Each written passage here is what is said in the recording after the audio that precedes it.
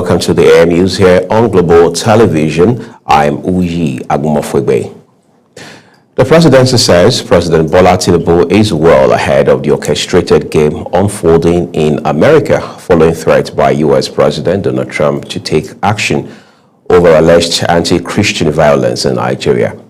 In a statement, Presidential aide Bayo Onanuga said the Tinubu administration had already taken decisive security steps by reshuffling the military leadership and demanding results from the new service chiefs, while urging innovation and use of technology to tackle emerging threats. Meanwhile, presidential spokesman Daniel Bwala confirmed that Tinubu and Trump are expected to meet soon, either in Abuja or Washington, to discuss the claims of Christian genocide and reaffirm both leaders' commitment to combating terrorism and strengthening bilateral ties. The federal government has announced plans to release 11.9 billion naira within 72 hours to settle part of the salary and allowance arrears owed to medical professionals. The announcement comes as after the National Association of Resident Doctors began an indefinite strike over what it described as the government's failure to meet its demands. Head of Information and Public Relations at the Federal Ministry of Health and Social Welfare, Alaba Balogun, confirmed the developments in the statement.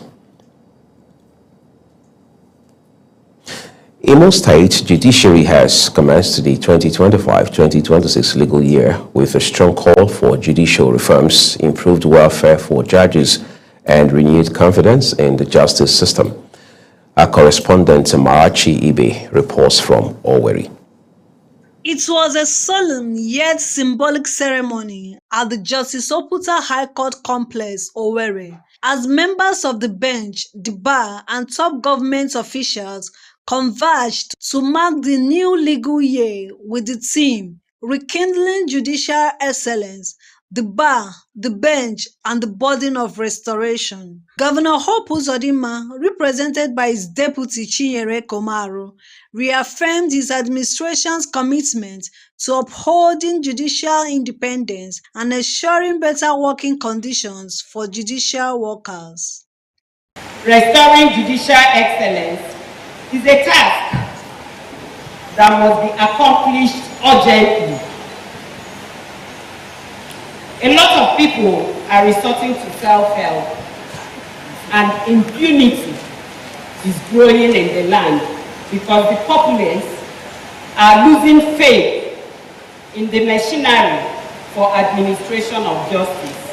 The acting Chief Judge of Imo State, Justice Ijeoma Agogua, in her keynote address, reflected on the history and essence of legal year tradition. She called for modernization of court processes through digitalization, improved infrastructure, and stronger protection of citizens' rights. The chairman of the Nigerian Bar Association, Owerri Branch, Barrister Chris Ihentuge, emphasized cooperation between the bench and the bar and appealed for the resumption of Monday court sittings to ease case congestion.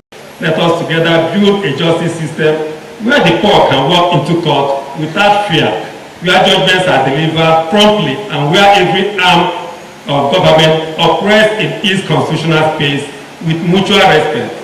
Also speaking, the chairman of the Body of Senior Advocates of Nigeria, Imo State, Chief Mike Ahamba San, commended the judiciary's resilience and urged continued courage in defending the rule of law.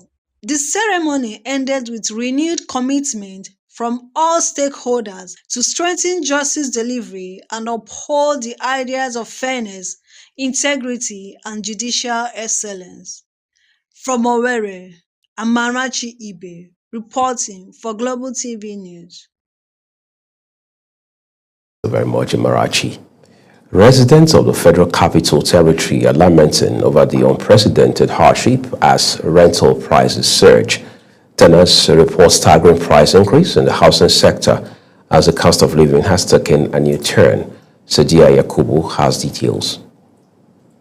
The Nigerian capital, Abuja, once known for its affordable housing and well-planned districts, is now among the most expensive cities to live in West Africa. But what's driving these rent hikes? From high-rise apartments in the center of Abuja to modest flats in most areas, one thing is clear. Rent and property prices have skyrocketed, rising by more than 100% in some areas in less than 2 years. Nigerians attribute the rent on inflation and naira devaluation, which have pushed the cost of building materials to record highs. High cost of building materials in the market. A bag of cement was sold last 2 years for 4,500 and or even less. But now we are getting it for almost 10,000 naira. At least with that, you'll see that the cost of building houses now in Abuja is very, very on the high side. Now that things are very expensive, things are on the high side in the market, you get, like, it's okay, I just start building that property now and I'm going to buy cement. Cement is like, okay, on the high side, and then all these materials, building materials are high.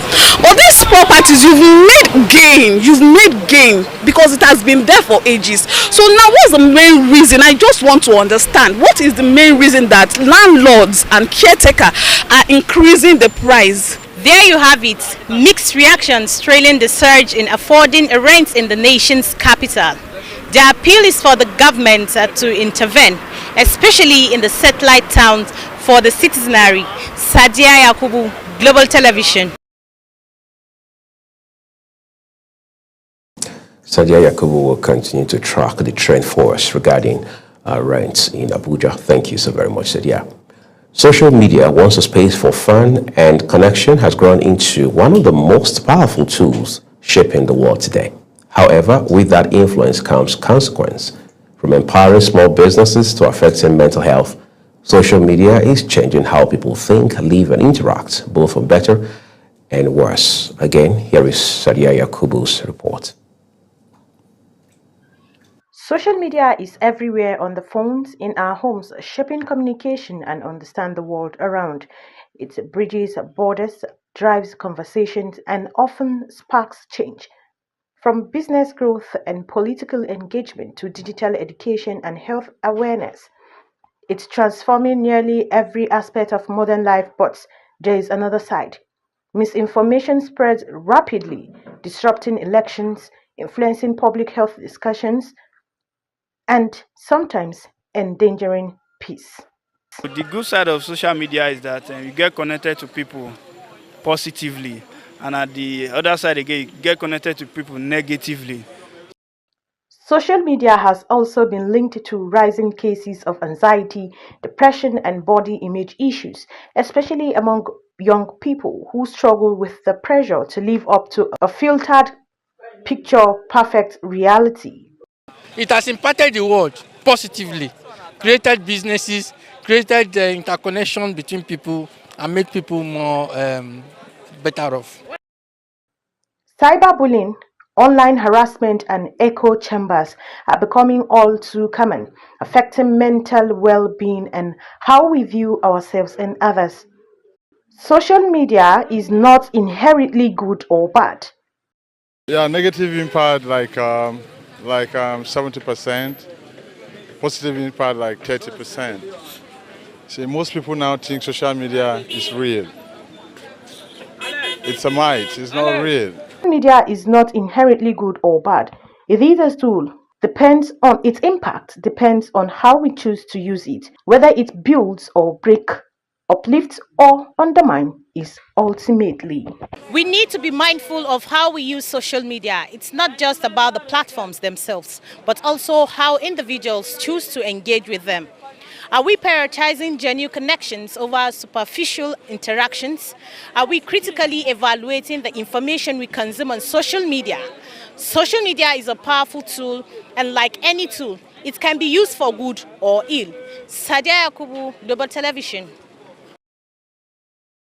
Let's change to other stories for you now. The National Drug Law Enforcement Agency, NDLEA, says its operatives have uncovered a clandestine laboratory where Colorado, a synthetic strain of cannabis, is being produced in a residential building located at Ajao Estate, Isolo, in Lagos State.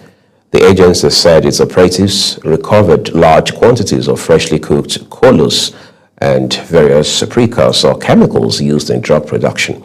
This was announced in a statement by Femi Babafemi, Director of Media and Advocacy at the agency's headquarters in Abuja, disclosing that a 30-year-old lab owner, Stephen Kelechi Imo, was arrested.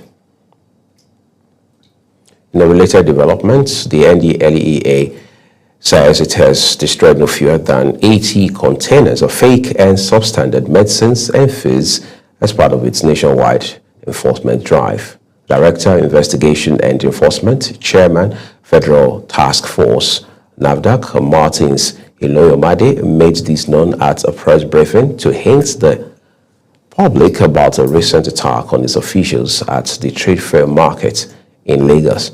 He said over the years, the agency has battled a persistent challenge of fake, substandard, and counterfeit medicines and food items flooding Nigerian markets, particularly in major commercial hubs like Lagos.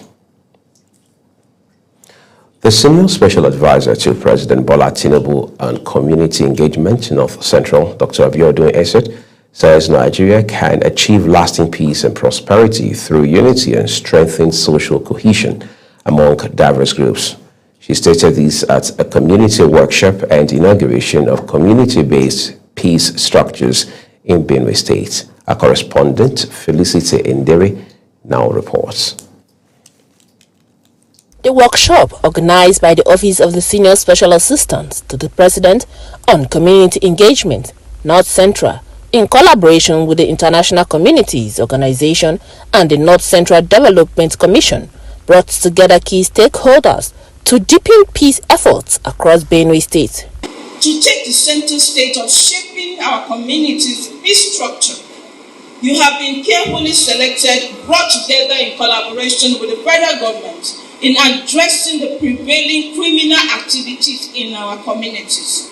Dr. Abiodun Esset at the event explained that the structures will also serve as grassroots information channels, ensuring communities remain connected to the federal government programs and national development policies. The federal government is just putting a structure for sustainability, showing that Mr. President is concerned about sustaining peace in Benue State and is also ready to support the state government in making sure that there is a lasting peace in Benue State. But first, understanding the concerns. So we are here, people have shared concerns and they will be given the opportunity to share concerns, and we'll work with them to see how we address those concerns in partnership with other stakeholders that are here. Participants, including traditional rulers, women groups, and religious leaders, pledged to work together to advance peace and development. Why is it that people are still being killed?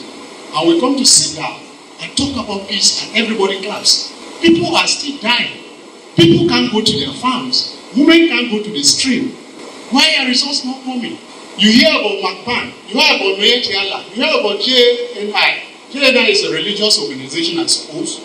They are the brothers and sisters of these herdsmen who come from the bush to kill us. Our president, our father, our husband, that the governor of Benue State is trying very well to ensure that there should be peace. But because of what is happening outside, by these people that are coming there, we don't know where they are coming. They are from the bush. I'm from west, very prone to it. The road is not passable at all. I want to thank you and also assure you that I will participate fully and also ensure that we support all the processes that are going to be laid down here today. Benue State Governor Hyacinth Alia, represented by his deputy Sam Odi, commended the initiative, noting that it aligns with the administration's commitment to peace and stability. I want to say that the issues of insecurity, we are working on them as a state. We are doing so consciously in collaboration with the federal government. There are platforms that have been created to address most of these issues. With the new peace structures across the 23 local governments of the state, stakeholders aim to strengthen collaboration, address conflicts, and promote peaceful coexistence for a safer and more united.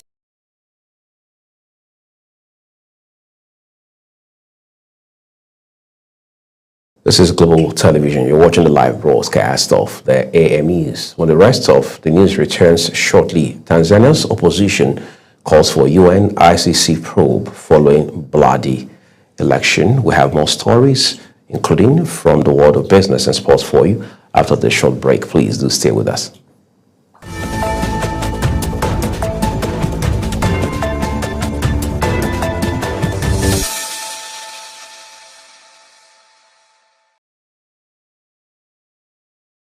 The rest of the news now returns with business. Despite the country's persistent lack of electricity, over 10,000 megawatts of electricity have been wasted across different idle plants scattered across the country.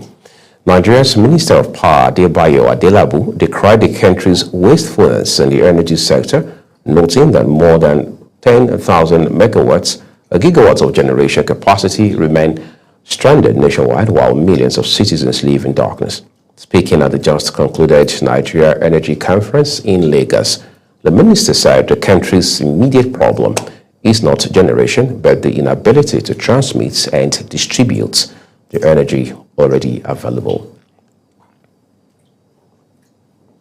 And out of the foreign scene, Tanzania's main opposition party, Chadema, is calling on the United Nations and the International Criminal Court to investigate what it describes as a blood-soaked election. President Samia Suluhu Hassan has been declared winner with nearly 98% of the votes, but the opposition claims hundreds were killed in a violent government crackdown. Mukhtar Kasim has details.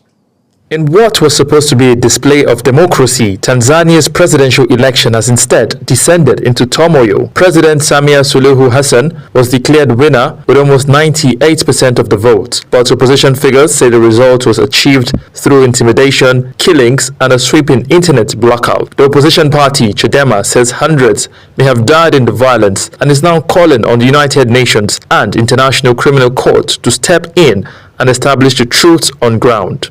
Across several Tanzanian cities, crowds have taken to the streets, demanding justice as the government continues to clamp down on dissent. President Samia Suluhu has not been elected because there was no election in Tanzania on 29th. People were on the streets protesting the fraud staged elections.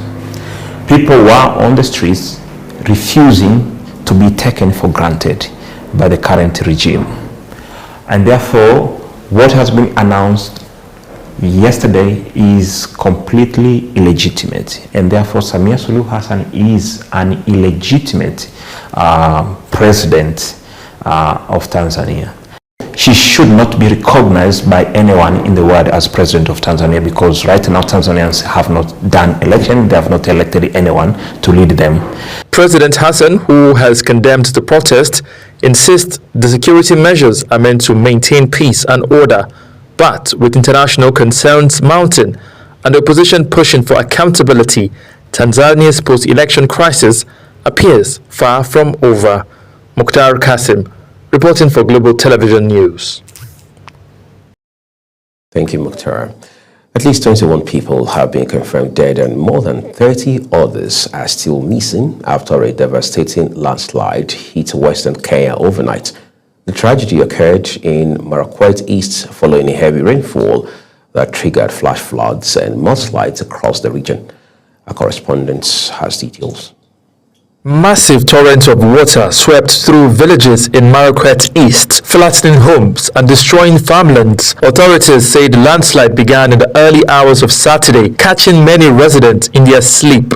Search and rescue teams, including volunteers and emergency responders, walked through the morning to recover bodies and locate survivors. Kenya's Interior Minister confirmed the loss of 21 lives and said over 30 people remain unaccounted for. He announced that the operation was suspended overnight due to poor visibility, but will resume at daybreak. The Kenyan Red Cross has shared aerial images showing the widespread scale of destruction, with mudslides and flash floods stretching over vast areas. Emergency shelters have been set up for displaced families as rescue teams intensify efforts to reach cut-out communities. Authorities are appealing to residents living on steep slopes to relocate immediately as the rain continues. Kenya's government says preventing further tragedy is now the top priority.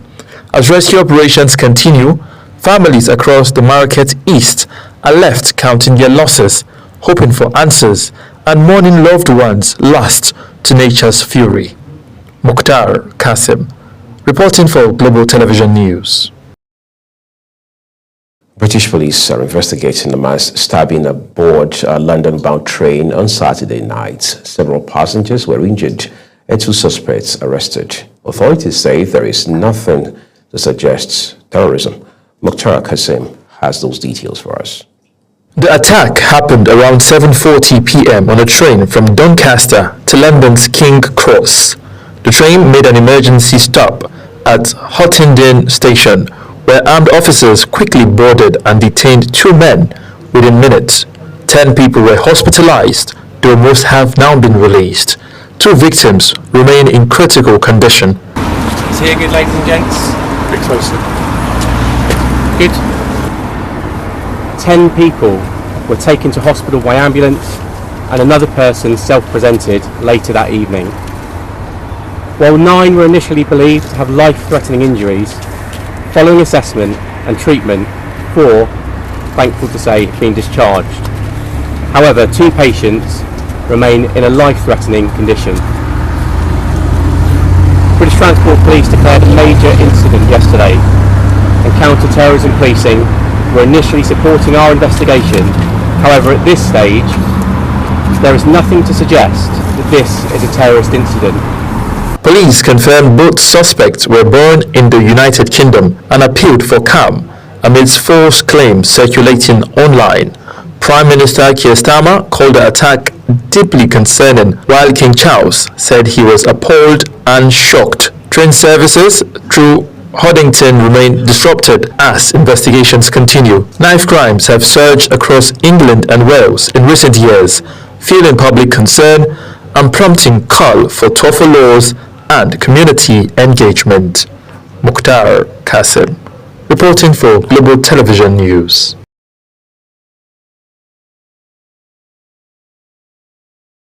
Time to turn to sports for you now. In a stunning upset, Rivers United have defeated the Nigerian Premier Football League leaders. Nasarawa United 1-0 at home, with the only goal scored in the 45th minute by Timothy Zakaria. The win halts Nasarawa's momentum and gives Rivers United renewed hope of breaking into the top tier, while the title-chasing Solid Miners face fresh questions about their consistency. And still talking sports, Wolves have dismissed head coach Victor Pereira following a dismal start to the Premier League season, with the team failing to win any of their opening 10 games and collecting just 2 points. The Portuguese manager, who signed a new 3-year deal in September after steering Wolves to safety last season, leaves the club bottom of the table and 8 points adrift of safety following a 3-0 defeat to Fulham. Pereira's exit comes amid mounting fan frustration over poor performances, key player departures, and what supporters now describe as a lack of investment from the club's Chinese owners. And that's the AM News for you. Thank you so very much for watching. We'd like to remind you, as usual, that you can find Global Television on DSTV channel 365 and Star Times channel 276. Remember to engage and follow us across all social media platforms using our Global TV NG, as well as other handles as you now see on your screen. I'm Uyi Agumofo, saying a big thank you to you for watching. Starting shortly is Global Morning.